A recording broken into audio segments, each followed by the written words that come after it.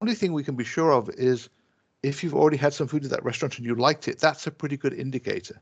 In other words, past behavior is a very good indicator of future behavior, but opinions, thoughts about what you might do are not. There's a very famous case, research, it's published in Malcolm Gladwell's book about Blink, where they look at speed dating and they ask people going into the speed dating activity, what type of person are you likely to ask for a date at the end of a session? And the interesting thing was that they found there was zero correlation between what people said going into that session and who they actually asked for a date. Similarly, there's actually zero correlation between what you ask angels, investors, what they're looking for, and what they actually do. So the best way to understand how angels actually make decisions is to spend 4 years in the den. So I worked on the show for the first 4 seasons, and I got to know the dragons, got to know the angel investors, got to know every single entrepreneur that pitched, got to take home all the tapes that we shot, did surveys, interviews, just to try and tease out why people invested. I should mention, to start off with, the dragons are known as business angels. That's because they invest their own money, which is different from venture capitalists who invest somebody else's money, and banks who lend money against fixed assets, basically. And you can imagine all those 3 different types of people have different requirements. So if you want to invest with business angels, and business angels actually invest as much money as all the venture capital community put together, but because their deal size is much, much smaller, they invest about nine Unknown times. participant is now joining. They invest about 9 times as much as, 90 times as many frequency as VCs. So angels are really important. In addition, VCs tend to look for angel investors to have invested. 80% of VCs only invest after an angel. So if you can't get money from an angel investor, you can't get money. So it's an interesting question. I'm 4 years in the den. Question is it the horse or the jockey? So in the literature, people used to talk a lot about do investors, when they're looking to make a decision, do they invest in the horse, which is the driver of the opportunity, the engine, the venture, or is it the jockey? Is it the person that's leading that horse, riding that horse, the entrepreneur? And there's a whole load of questions about that. And so, we were looking at Dragon's Den and all of the interactions from the perspective of teasing out, is it the horse or is it the jockey? And what role do the dragons play? Before I go any further, I want to say this, sometimes there's some doubts. The interactions in the den are completely unscripted. The dragons have never heard about the entrepreneurs before. They know nothing. And in fact, it's really important that happens, because that's the only way that when you're watching on TV, you can get the same feeling as the dragons have. It also explains why sometimes they make deals on the show and then they don't follow through on them, because outside the show, they find out some other information which contradicts information that they had on the show. So it is interesting to see about whether they exist and how the importance of business angels. It's also interesting that in Canada we call them dragons, because I hate to break it to people, but dragons actually imaginary creatures. In some parts of Europe, they call it, the TV show's on in 32 countries, by the way. They call them dragons, but they also call them lions or tigers. The original show was Japanese. It was called Tigers of Bunny. In Romania and other countries like that, they call it lions. Lion's Den. We have Dragon's Den. In the States, of course, people will know it's called Shark Tank. So when you're doing research and you want to actually ask how people behave, most of the time people do find out how people behave based on setting up some fake experiment that's not real. And then say, oh, well, in the real world, they would do this. They get 200 students to do a poll on something. They watch not a poll, to do an experiment. They watch what happens, and that informs them. Well, we were very lucky because CBC went to great expense to do what we call a natural experiment. The whole show is real. The money is real. the dragons don't collude. You have 5 in the den, so if you just have 1 in the den, you would have a biased sample because all the decisions were based on 1 person. But you have 5 people who are somewhat experts in the den. Most importantly, they actually create a learning community. There's a whole load of work that we did looking at how the dragons improve their decision-making process over time. They learn from each other, they learn from history, they learn from what happened in the previous work. So going into this natural experiment, I did what all academics do. I said, what is it that will help people understand what's going on? And the interesting thing is we found out there were a bunch of factors that the dragons would consider. And of course, it's very difficult to look at all of these to get all this information in the den. So the real question is, do they actually look at all this? How do they make decisions? And which of these things are more important than others? We're going to focus, to start this conversation, on the horse. But I have to warn you that it's actually all about the jockey. Many people will invest in an opportunity, but the opportunity will change over time, but they will still invest in that person. So why are we going to talk about the horse ahead of the jockey? Well, let me explain that. The first thing I want to say is that dragons are lazy. What does that mean? That means they make the easiest decisions they can. Simon called this being boundedly rational. He said that people don't make perfect decisions because they're constrained in time and in resources. They make the best decision they can under the circumstances. And dragons are certainly constrained in time, in money. They only have a limited number of money, so they can only invest in a certain number of opportunities. And they have a limited number of time. The show is shot, 4 or 5 days at a time, but the actual time in the den is maybe an hour. But they have limited time, so they have to make decisions as fast as possible. And because they're bounded irrational, what they're actually doing is they're looking for a reason to throw you out of the den as quickly as possible. They're looking for something that's easy to assess and a reason to get rid of you. And these are the kind of nuggets that come out from the process. So they're not actually looking at all of the factors that are on that long list of factors I shared. They're looking for, is there a specific aspect of the business that gives me a reason to throw you out of the den? And I think that's a really important perspective. So Tversky and Kahneman, who won the Nobel Prize for their work on how people make decisions, came up with this approach. Actually, it was Amos Tversky who has a paper on it called Elimination by Aspect. And he pointed out that when you're faced with a choice, you don't look at all the factors. You look at one factor, and if you can eliminate that opportunity for that one factor, then you'll move to the next one. And so that's exactly what dragons do. And so we're going to look at 3 different sets of factors that they look at and explain that it's actually a sequence. They look at the factors that are easiest to assess first because they can assess them quickly. And if there's something wrong, they can throw you out quickly. And then the ones that are harder to assess, they will look at later in the process.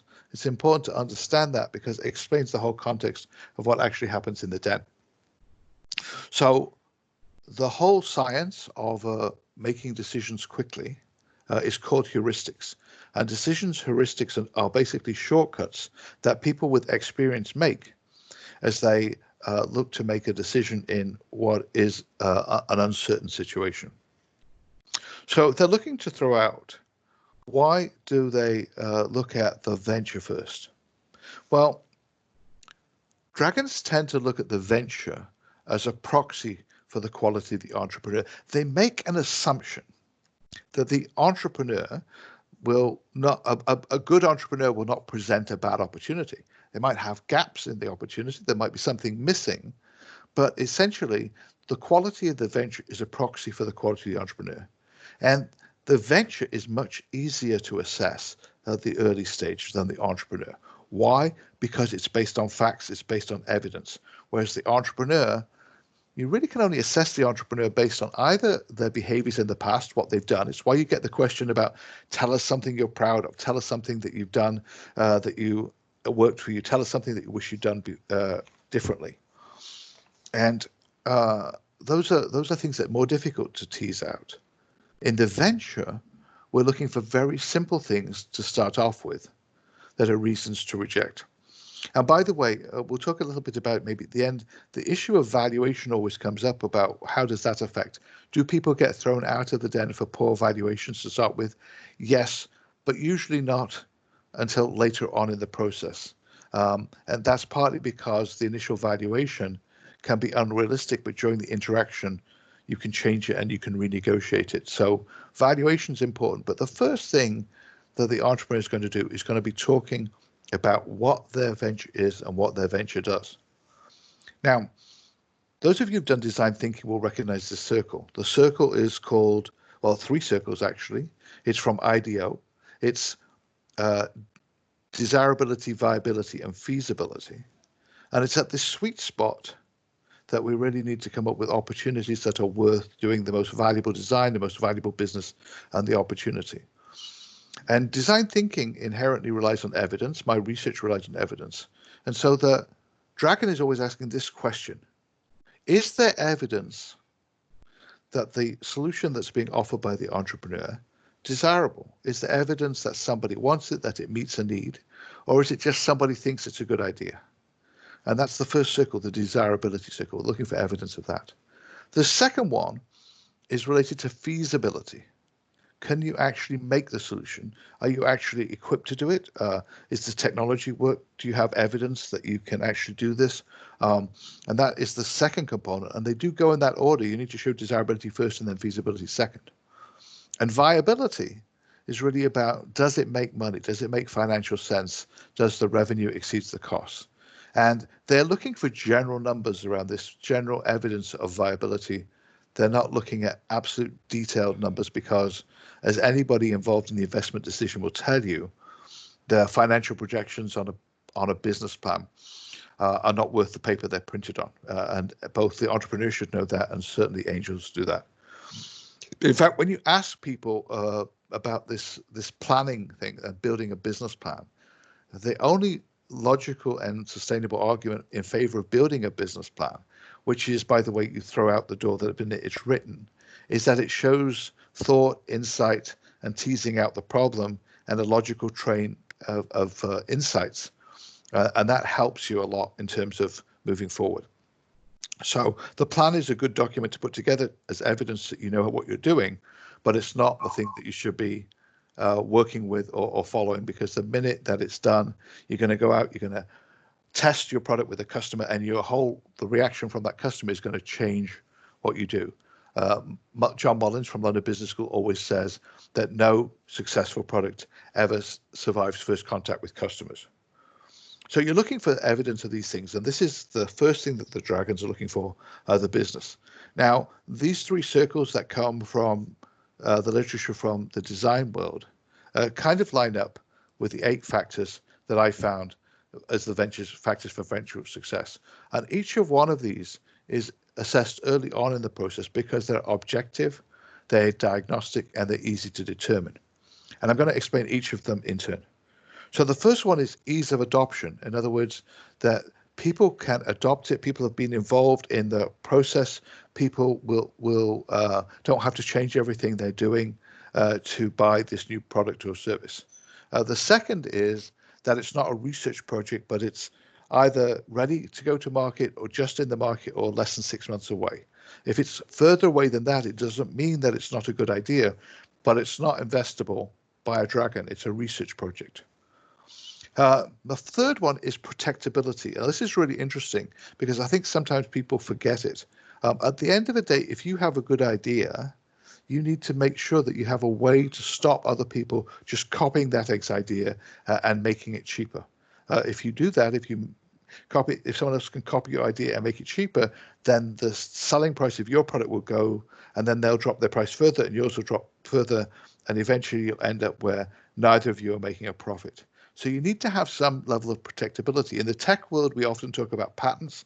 Patents are definitely one way of making things protectable, but other ways of protecting it can include, a distribution partner that's crucial for the chain, a brand name, a first user who's going to sign up with you and then they cannot sign up with somebody else, endorsement by somebody, something that makes yours solutions something that's not easy to protect.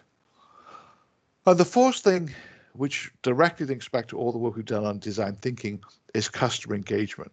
You need to show that people that need this product, users of this product, have absolutely been involved in creating the product and specifying it, and so that you know that the solution is going to be easy to adopt. An issue that people often forget is that you need to be able to get the product to market. Most of the time that's not an issue because people automatically think about that, but you would be surprised how many times people haven't considered that. Not so much that they haven't considered how they get it to market, but the fact that if they're going to use some type of distribution channel or partner to get it to market, that person's going to need to make some money. And so part of the issue is if you haven't allowed enough money in for that, then you actually don't have a viable business. You also want to go into a market that has sufficient market potential, and that's people that will need it, enough people that will need it, enough people that will choose your solution over what they're currently doing. And obviously, that it can be a medium-sized market that you can get a lot of, or it can be a large market that you can get a small amount of. But I do want to caution you one thing. You cannot do sales projections based on we only want 1% of a large market. You need to do sales projections based on individual users. This number of people buy my product and I sell it for this much. So you need to do bottom-up forecasting for the sales.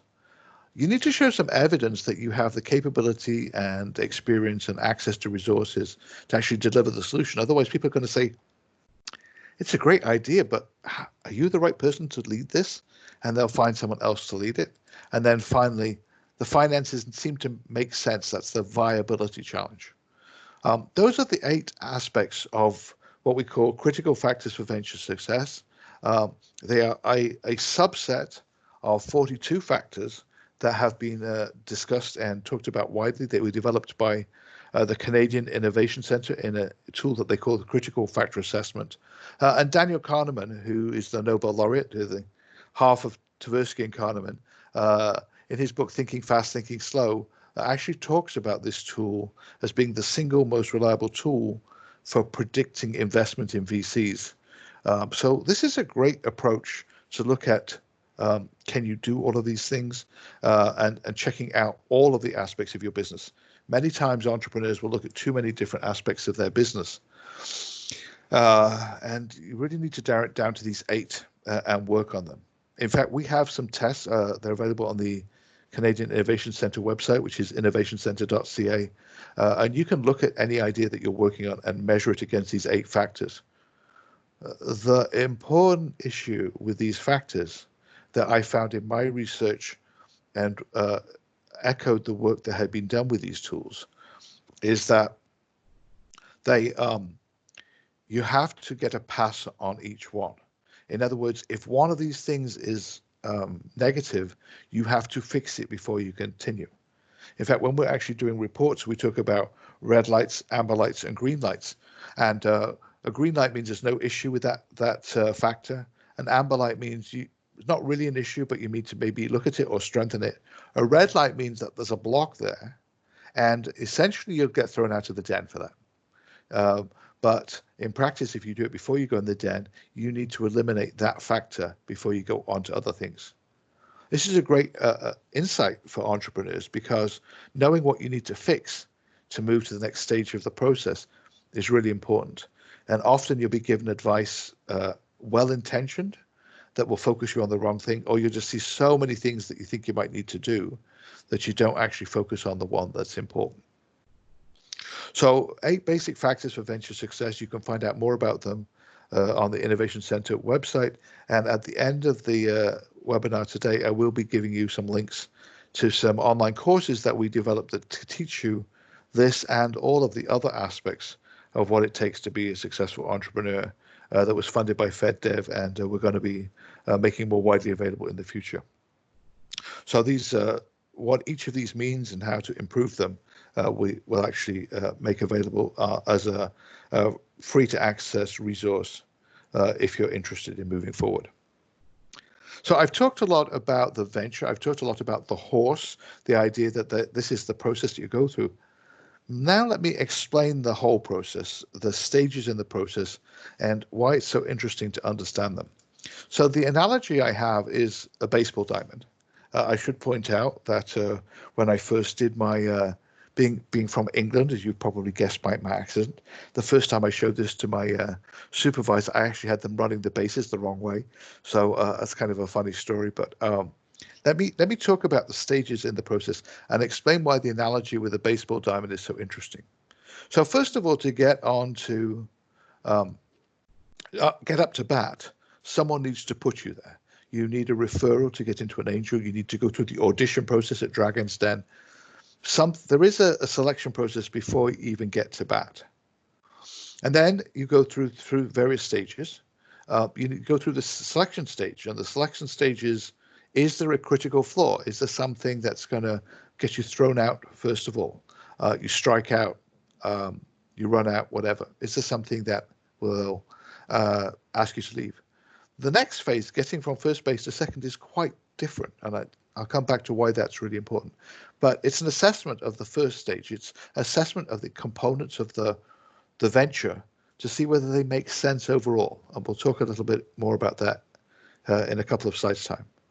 Then there's the stage where you start to negotiate, where you start to interact with the investor. Then the investor makes a decision, and if the decision is good, you get to score. And then in the case of Dragon's Den and the case of the real world, even though you might have scored, there is a due diligence process in the world of football, or soccer, as some people might call it. We call it VAR. It's like checking on what actually happened to make the final decision. Now, the reason this is a really interesting framework is because if you can imagine the skills in baseball to get up to bat in the first place, and then to get to first plate, and then to get to second plate, on third plate, and then home, are quite different.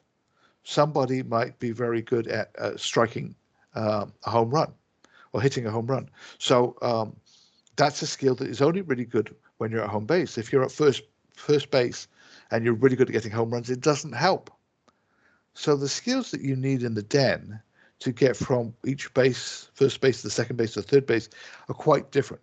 And I think it's really important that you understand that the experience in the den goes through a series of stages where what the dragons are looking for is quite different, quite fundamentally different.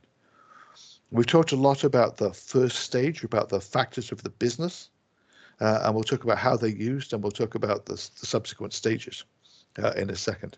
So at each stage, the investors are looking at things like who referred them. They're looking at these critical factors that we've talked about to see whether the venture is basically got any fatal flaws.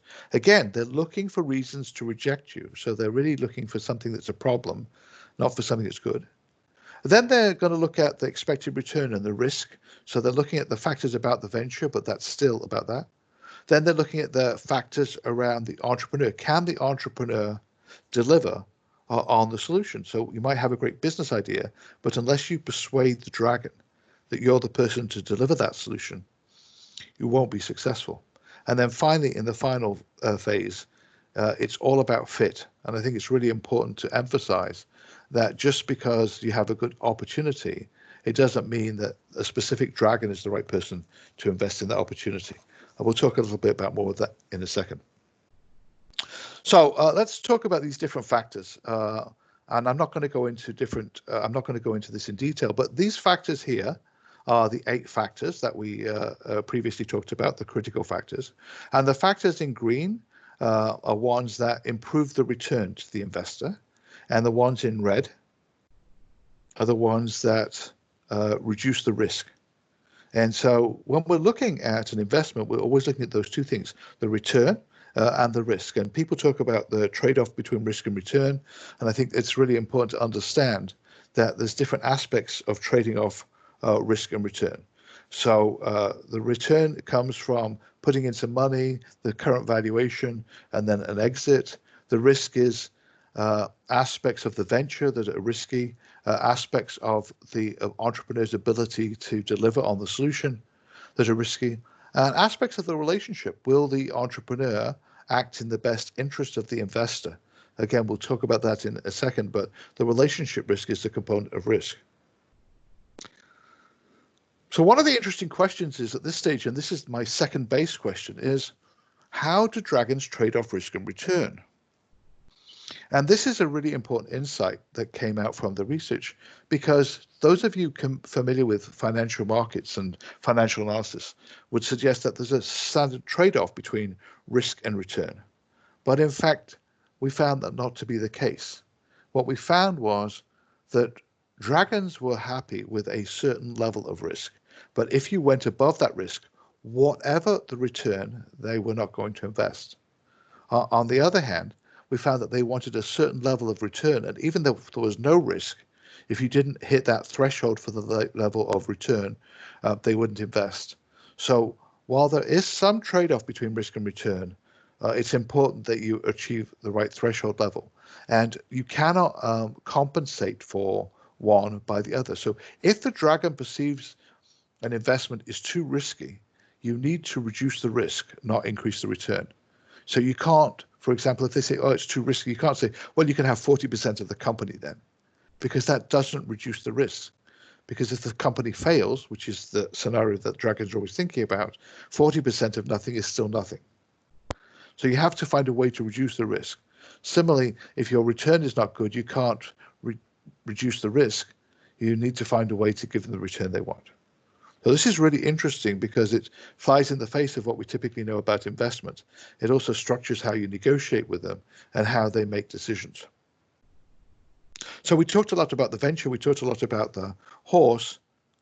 What are we looking for in the jockey? Well, we did talk about the fact that the venture, a good venture, is a proxy for a good entrepreneur, and that's certainly true. But what are the characteristics of entrepreneurs that we might want to look at that would help? So we have a number of characteristics. So in my research, I found out that there were 3 types of entrepreneur characteristics that dragons would look for. The first one is the experience of the entrepreneur. The second is their expertise. And the third is certain traits. These are the 5 basic personality traits that everyone looks at. And just a couple of things to emphasize on this. First of all, that work experience, like your job, the things that you've done in the past, is good up to a certain point. But if you work for 10 years in the same job, then that's not 10 times better than 1 year in that job. So experience is a function of the types of work you've done and the roles and the different ones, but not more is better. Expertise in general, more is better. The more skills, capabilities, knowledge you have, it's better. And traits. So we have this myth about entrepreneurial characteristics that are traits, and people would say good entrepreneurs are extroverts. Well, we didn't find any evidence of that at all. And entrepreneurs are agreeable. They work nicely together. Sometimes the entrepreneurs were very unreasonable, so we didn't find any evidence of those 2 traits. On the traits of openness to experience, conscientiousness, which people call persistence, and confidence, which is the inverse of neuroticism, we certainly found that more is better. So these are traits that people want to have, but up to a certain point. So for example, you could have somebody that was very open to experience and kept going off at a tangent and doing new things when they should have been focusing on delivering their current product. And somebody conscientious, someone might persevere, that's to do with perseverance. They might keep going down that channel, that path, when they should give up. And we've seen that happen a lot. I don't really want to talk about specific examples of that, but I have a lot of examples where people continue to persevere when in reality they should have given up. So these are the entrepreneur's skills. These are the entrepreneur's ability to deliver. They are what we call the performance risk. It's that the risk that the venture can achieve its potential. This is the third base, getting to third base on my model, my baseball diamond model. And obviously it's really important. The important thing is that you need to bring into the discussion evidence to show that you have these experiences, that you have the skills, and behaviors that demonstrate the traits, either by saying, I did this in the past and it worked really well, I worked really hard on this, I had the confidence to take on this and do this new thing, or by just telling people, describing what you've done. So these traits are gathered based on often recollections of past behaviors. which is different from the next section that we're going to talk about, which is to do with fit. And this is the final section. These are the things that really are important. So we've talked about which characteristics are better. We've talked about the fact that some are better always, and some are better, but over a certain point of time, they get worse. What else matters?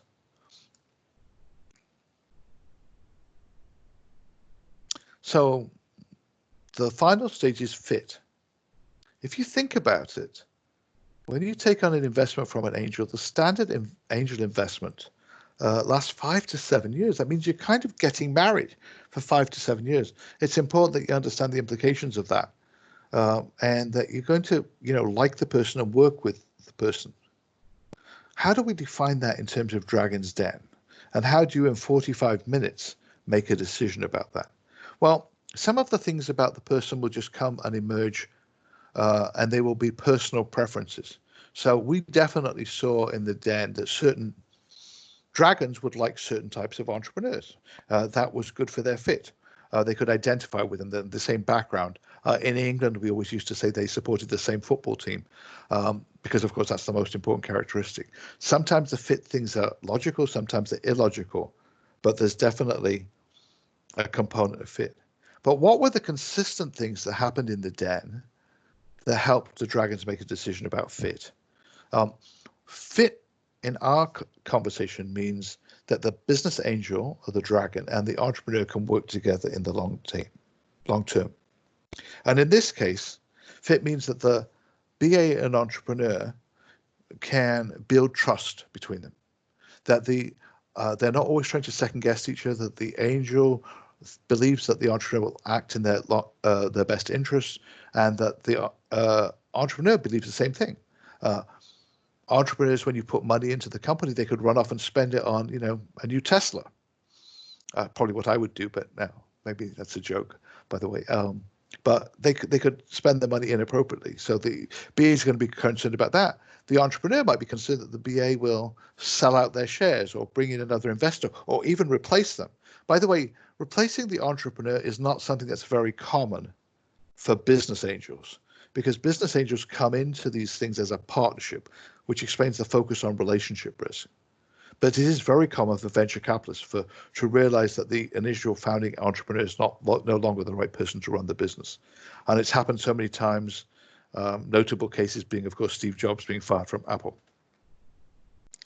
So how does the business angels decide what the relationship risk is? And what they do is they look for trust behaviors.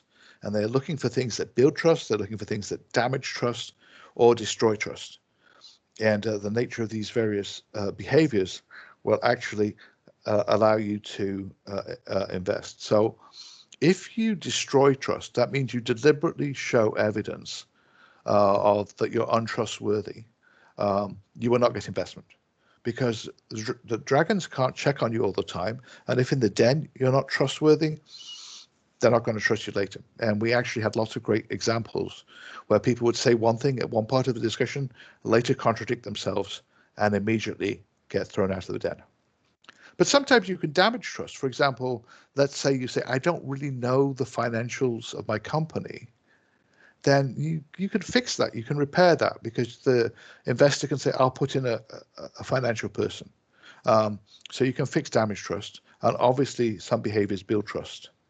The interesting question, of course, then is how much good trust behaviors happen before the investment can happen, what the impact of damage behavior is. And we've already said that really bad behaviors destroy trust. The behaviors that show an intent to deceive destroy trust and stop an investment happening.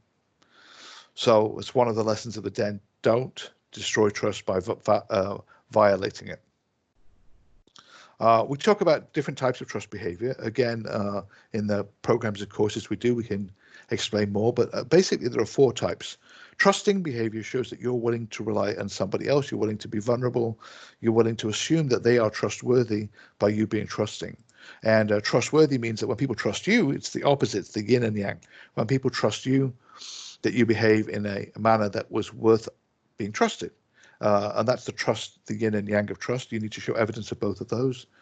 You also need to show capability. So you might trust me to be an entrepreneurship professor, but you probably wouldn't trust me to be a brain surgeon. So can I do what I say what I do, and do I have the skills, etc.? That's capability. And the fourth component of trust is communications. And communications, really importantly to say this, is two-way. It's listening skills and communication skills. And so we use those four elements of trust to talk about the different aspects of trust behaviors, building trust, and making an investment decision. So we've talked about a bunch of things today, hopefully a lot to make you interested in the interactions. You'll watch Dragon's Den through a new lens if you've seen this. In fact, we actually, the first 4 seasons, we actually publishing stuff online to help people understand what was actually going on in the den, enriching the discussion. It's important to recognize that angels are an important source of funding, and usually, they're not sharks, they're more dragons, they're more kindly, they're motivated by the desire to help other people. It is not the fastest way to make money, and they're in it for the long term, so they get what we call psychic motivation. In the den, they have a very constrained time to make a decision, so it's bounded and irrational. They look for reasons to reject you very quickly if they can. And again, they will assess the objective factors, such as is there a market or does the product work, ahead of subjective factors, such as is this person easy to deal with or do I trust them? It's a lot easier to assess the objective factors and therefore use them as a reason for throwing people out of the den than the subjective ones. So we do the subjective ones later in the process. We also know that they don't trade off risk and return. So if there's an issue that comes up with risk or return, you have to compensate for it in the right way. So if someone sees a risk, you have to explain to them how you can reduce that risk. Or if they're not happy on the return, for example, to do with the valuation, you need to focus on that. You can't trade the two off. We also know that dragons assess entrepreneurs' behaviors and experiences. And at the end of the day, it is the entrepreneur that is at the heart of the decision making. It is definitely the jockey that people are investing in, but the venture or the horse is a proxy for the quality of the entrepreneur. And finally, trustworthiness is the most critical element. And I have a TEDx talk on that, about the critical component of trust in building relationships. It's important that if you actually have entrepreneur ambitions, that you actually understand these, because what I studied in my research was why people got thrown out of the den. And that helped me better understand how you could stay in. It's really interesting of any of you, especially with a quality background, to recognize that understanding why you might fail will increase your likelihood of success. So, how do you tame a dragon? Ooh. Simple phrase. How do you tame a dragon with 5 words? Customers are buying our product. It's the single most powerful statement that you can ever make on Dragon's Den. And why is that? Well, customers are buying our product tells you 3 things that are really important. That people want it, that it's feasible because you actually made it, and that it's viable because you're selling at a price that you can produce it for. It shows that you've got that product to market through the distribution channels, through the marketing, through the creating awareness, through the adoption and challenges. And finally, you demonstrated level of trust because in this case, your retailer trusts you, your customer trusts you, your suppliers trust you. You've been able to show that you're trustworthy, trusting, that you've been able to communicate, and most importantly, you have the capability to do all of these things. So now you know how to tame a dragon. What's stopping you? So just a quick promo at the end here. We have some of these insights. Dragon taming, we call it technology entrepreneurship. It's based on the course I taught at Waterloo and my PhD as a free MOOC. And we have another one in innovation creativity, which is a much earlier stage in the process. And both of those are available on disruptiveinnovation.io. So I would love to take any questions if people have them. So thank you, Tim. Awesome. Thank you very much for that, Andrew. Teresa has a few questions. So the first one is, how important is personality fit for your angels? So it's a really good question, and personality fit is really important. People, one of the original pieces of research I did, it was a VC, and he in Israel, and he came home to his wife one day and he said, "Oh, I really like this person. I'm going to invest in them." And his wife turned around and said, "Well, is that how you make the decision?" And it's like, I got to work with this person for 5 years or 6 years. I don't want to have someone I don't like to work with. So it is a close relationship. It's not like investing in a stock and you don't have any interaction. So it's really important that you have a good relationship with that person, and of course that you exhibit these behaviors to do with the five characteristics that I mentioned, plus obviously the capabilities and the trust. So really critical, and that also explains why sometimes, even if you have a great business, uh, two things.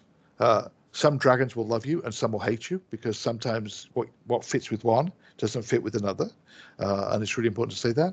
And it's also true to say, very true, because we've done a lot of work around this, you might get rejected by the den because your personality doesn't fit those people in the den. That doesn't mean you shouldn't be an entrepreneur. It means you need to find the right dragon or angel investor for you. And so trying to find that person is really important. And if you get stuck, if you're actually pitching and you get stuck, it's often good to go to a mentor and say, what is it that I'm doing wrong that's stopping me from getting investing? And how do I either change, how do I change my behavior? How do I find a partner who wants to work with me, who will compensate for things that that person doesn't like? And how do I um, or how do I find a different investor who might be willing to do all of these things? Awesome. Thank you. So the second question is, for the first steps that entrepreneurs should take, would it be more developing the business plan or doing informal testings of your potential market to see if there's even a demand? So forget the plan. No one uses business plans anymore. I think the second part of that question is a really great insight. It's like finding out if people actually need what you're doing. And you can do that without a solution by just asking them or observing them. Asking is not always good because people don't always know what they want. Uh, we talk a lot about prototyping, and we talk about prototyping not engineers tend to think of prototyping making something that works, but we've actually had lots of people make a Lego model of a prototype and say, what do you think of this? If when you went into this room, this happened, and then you went to this room and this happened, what would you think of that? So you use all the stuff. There's a bunch of great content online and actually in our courses on prototyping to get feedback. But the reality is that really important to understand what the user's needs are, functional and emotional needs, and then see if your solution addresses that. And the second question after that is, does it address it enough to make them change their behavior and switch to your solution? So it's very easy for them to say, oh, I like that. Yes, it solved my problem.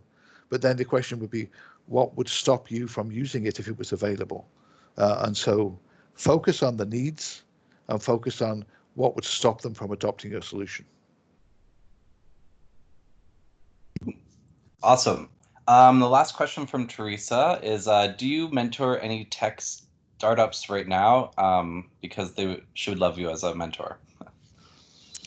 So we have a lab. It's called Best Lab. We have, I think, 18 tech startups in our lab at the moment. And between myself and my colleagues at the lab, we mentor a bunch of companies. Um, so, I'd be very happy to have a one-on-one chat with you. And then if there was some way of fitting you into the lab, we could talk about that. So, I'm always happy to check in with people that are motivated to do this. And then if we can't continue to provide support from my lab, then to find other people that might be able to. But I'm pretty, within our lab, it's a community of people helping people. And I think everybody has this thing which on my trust comes out as benevolence, a desire to help other people. So we certainly we could maybe point you to someone that could help you in the long term. Awesome, thanks. And is what's the best way to reach you? Is LinkedIn a good source, or? So LinkedIn is absolutely great, or Best Max, BEST, which is the program I run, Max, MAX, at yourq.ca. I think, I'm sorry, I took the last slide off. I guess I should have left the last slide on. Let me try and, I have no idea whether I can still do that, but is that on again now? I don't know. No. Yeah, it's on now. Okay. Okay. Yeah, so let's go. The Best Max or the Son Max, they both get there to me. Is it so bestmax@yorku.com? .ca. .ca. I'll just put it in the comments. So now the next question is, with a prototype, how basic should it be? Just slides or a working prototype that people can purchase? So not a working prototype people can process. So so the idea, in the literature, people talk about minimum viable product as a prototype, and I think that's a misnomer because that oversimplifies it. I think you can create prototypes that are ideas, prototypes that are models at an earlier stage. So the important things about a prototype is it's testing a specific hypothesis, and that it's testing a specific hypothesis, and then it's allowing you to decide whether your original assumptions were valid. And so you develop a way to test that, sometimes by showing something, but sometimes by replicating a function, even if it doesn't work. I mean, when Zipcar launched, the whole basis of their launch of renting a car for an hour was that everything could be operated by your phone, but the technology didn't work. So they had someone standing by the car, giving you the key and signing you in or out. From a conceptual point of view, you were testing the model. They knew the technology would work eventually. It just took them a few months to get it fixed. So you need to be finding out what you're testing. And if your purpose is to test whether there's a demand for something, then that's different from whether something works. Awesome. The follow-up question from Michael is, would a virtual prototype 3D animation, for example, be enough? So many times it is. It depends on the context of what you're doing, but basically it's, if I showed this to a user, would the user give you valuable feedback about whether it solves the problem? So if you do a virtual prototype of a building, which is actually what architects do nowadays, you say, does this work? Is this what you're imagining this building would look like when you walk in through the doors? If it's a graphic user interface, virtual prototype is perfect. But if people seeing it want to see functionality, then you're going to have to find a way to give them something more than that.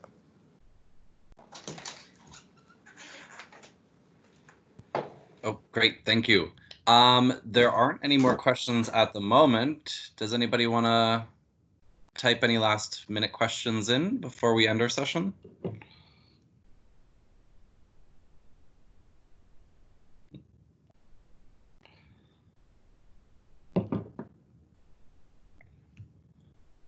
Not a lot of takers. Any final notes from you, Andrew? No, except to just point people to, we created, when COVID hit, we created a website called disruptiveinnovation.io.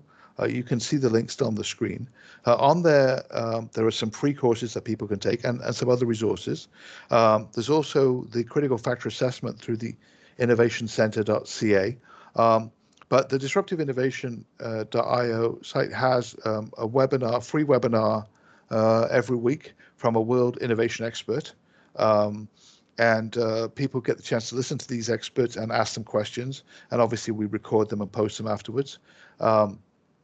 So we have one on low-tech entrepreneurship on Thursday from a friend of mine called Shlomo Matai, who teaches an entrepreneurship program with me at the TECHNATION in Israel. And his topic is from tea bags to M&Ms. And so he's talking about what we would call low-tech entrepreneurship and the thoughts and insights that go behind that process being so similar to what we do in high-tech, but obviously solving different types of problems. Last week or 2 weeks ago, we had Professor David Weiss talking about design thinking and innovation. And in 2 weeks' time, we have a gentleman from the UK called John Bassant, who is the innovation guru in the UK, and he'll be joining us. So people that are interested in some thoughts on innovation and more valuable, a discussion, a chance to ask questions.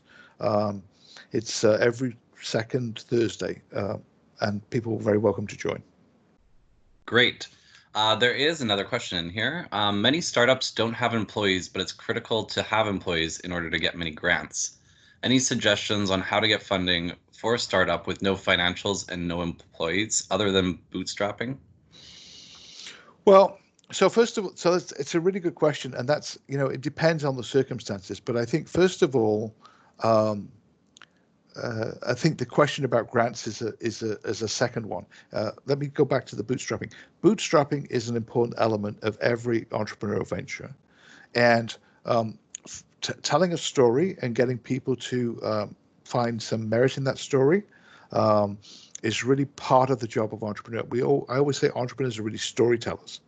So obviously places like Kickstarter are a great way to do that, because you basically imagine a solution, and then if people like that solution, they will give you some money, and then you have an order book, and you can probably go away and fund that. So I think that is really important. The second part is, especially if you're in a university environment, find co-founders, people that are willing to come on and work for you as an unpaid intern, or as as they'll be paid in the future if you make money, etc. My oldest son is a videographer, and for a period of time he was doing Kickstarter videos for startups based on instead of charging, I don't know what the number was, $1,000 for the video, he would charge like $200, which was his out-of-pocket expenses, and he would get the other $800 if the company got funded. So you can find people to do that. And finally, there are a bunch of programs, including one that we love, run by TECHNATION, that covers 75% of the cost of hiring people. If you actually do the numbers, the 75% of the cost of hiring people, plus the fact that you can then use that to get other grants or shred or other things, means that the people are actually free. You just have to manage the cash flow. There are a bunch of great programs like that that can help. And of course, at the moment with COVID funding, there is money that will fund student jobs. So reach out to your community and tell people what you're looking for. And many, it doesn't have to be full-time employees. Many times you can get people to work for you for 6 or 8 hours to help. I realize that's not sustainable in the long term, but I think entrepreneurial mindset is always around making do with what you have and focusing on the important factors. And I think that's really important. I think the final thing to say is virtually every university or region has an entrepreneurship support center, and you can go there and get some advice or guidance on what to do now and what resources are available. And understanding how to find and manage those resources is a real critical skill for an entrepreneur. I think that it's a fun journey. We always say it's what keeps you up at night and gets you up in the morning. But if you're working for yourself, you can never complain about your boss.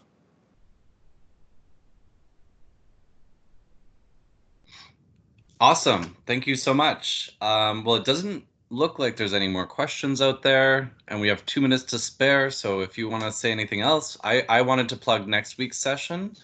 We have Alex Vericchio and Kirsten May from App House Inc., a marketing agency, and they also published a book on marketing and innovation. So they'll be talking about how to distance yourself from your idea to foster innovation. So welcome, or you're all welcome to come. I posted that in the chats, and thank you very much, Andrew, for participating this week. Did you have any final words? No, except happy to connect on LinkedIn. If you connect with me on LinkedIn, make a note of where we met so that I can put the context to it. And if you want some advice, I'm happy to spend 15 minutes, half an hour, give you advice and see if with the network that we have, which is based in Ontario but is national, we can provide some ongoing support to you. And also encourage you to look at the MOOCs. One is that the innovation creativity would be very early stage of thinking about entrepreneurship. Tech entrepreneurship is really for people that are working on their venture now and trying to find out what to do next. And the great resources to help you in your journey, so that you're prepared when you get in the den to tame a dragon. Great. Thank you so much. And yeah, everybody keep checking in on these sessions. We'll be doing a number of them over the next year. And so, yeah, until next week, I guess. Thank you so much, Tim. Thanks for organizing this. Yes, for sure. Have a good day, everybody.